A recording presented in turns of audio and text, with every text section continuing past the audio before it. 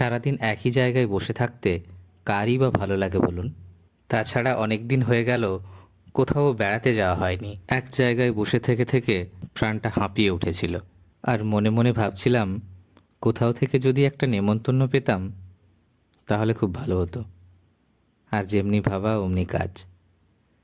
কিছুদিন পর আমার এক বান্ধবী ফোন করে বলল, ওর মেয়ের জন্মদিন উপলক্ষে ওর বাড়িতে সস্ত্রীক নিমন্ত্রণ। কিছুদিন আগে ওদের একটা বাড়ি হয়েছে, সেই বাড়ির গৃহপ্রবেশ, সামনে হরিমন্দির প্রতিষ্ঠা এবং জন্মদিন উপলক্ষে গোপালজির আগমন, সব কিছু মিলিয়ে একটা বড় অনুষ্ঠানের ওরা আয়োজন করেছে। আর অবশ্যই ওই দিন আমাদের দুজনকে উপস্থিত থাকতে হবে। কথাটা শুনে খুব খুশি হয়েছিলাম। মনে মনে যেটা ভাবছিলাম ঠিক সেটাই হয়ে যাচ্ছে। আমিও খুব খুশি মনে বললাম, অবশ্যই যাব। আমরা ওই দিন অবশ্যই দুজনে উপস্থিত থাকব। দিনটা ছিল এপ্রিলের 10 তারিখ। সকাল থেকে ওয়েদারটা খুব সুন্দর ছিল। এই ঝলমলে রোদের মধ্যে গাড়িতে তেল ভরে আমরা দুজনে বেরিয়ে পড়লাম। সঙ্গে আমাদের আরও দুজন বন্ধু ছিল। আমরা স্কুটিতে ছিলাম আর ওরা দুজন বাইক নিয়ে যাচ্ছিল। ওদের বাড়ি আমাদের বাড়ি থেকে প্রায় 18 কিলোমিটার দূরে ছিল। আমরা স্কুটিতে করে মাঠের মাঝ বরাবর সুন্দর ধান ক্ষেতের মধ্য দিয়ে প্রকৃতির মনোরম দৃশ্যগুলো দেখতে দেখতে এগিয়ে যাচ্ছিলাম। আমরা প্রায় দুপুর 1টা নাগাদ ওদের বাড়িতে পৌঁছলাম।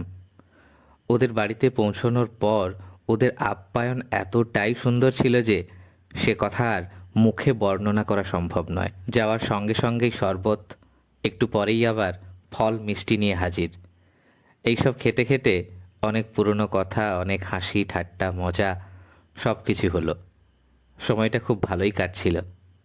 তারপর খেতে যাওয়ার সময় হয়ে গেল। প্রসাদ খেয়ে কিছু স্মৃতি ক্যামেরাবন্দি করে আবার বাড়ির উদ্দেশ্যে রওনা দিলাম। পড়ন্ত বিকেলে সূর্যের আলোয় বিস্তীর্ণ প্রান্তর জুড়ে ধানের ক্ষেতগুলো সোনার মতো চকচক করছিল। প্রকৃতির রূপ উপভোগ করতে করতে বিস্তীর্ণ মাঠের মধ্য দিয়ে আমরা আবার মেন রোডে চলে এলাম।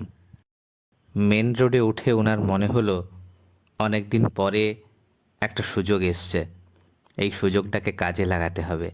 আমাকে বলল, গাড়িটা একটু দাঁড় করাও, একটা কথা আছে। আমি প্রথমে ব্যাপারটা বুঝতে পারিনি। ও বলল, তুমি পেছনে বসো, আমি আজকে চালিয়ে নিয়ে যাব। আমিও দেখলাম রাস্তা ফাঁকা। ঠিক আছে, গাড়িটা চালাক। অনেক দিন আগে ও স্কুটি চালিয়ে প্র্যাকটিস করেছিল অনেকবার, কিন্তু মেন রোডে ওর চালানো হয়নি। আজকে আমিও ভাবলাম মেন রোডে একবার চালিয়ে দেখুক কেমন লাগে। গাড়ির বেসিকটা ওর জানাই ছিল, তবে মেন রোডে চালাতে গেলে কিছু কিছু জিনিস মাথায় রাখতে হবে। কাউকে ওভারটেক করে এগোতে গেলে মিরারে আগে দেখে নিতে হবে পেছনে কেউ আসছে কিনা। এইসব টুকটাক জিনিস ওকে বোঝাতে বোঝাতে আমরা বাড়ি পৌঁছে গেলাম।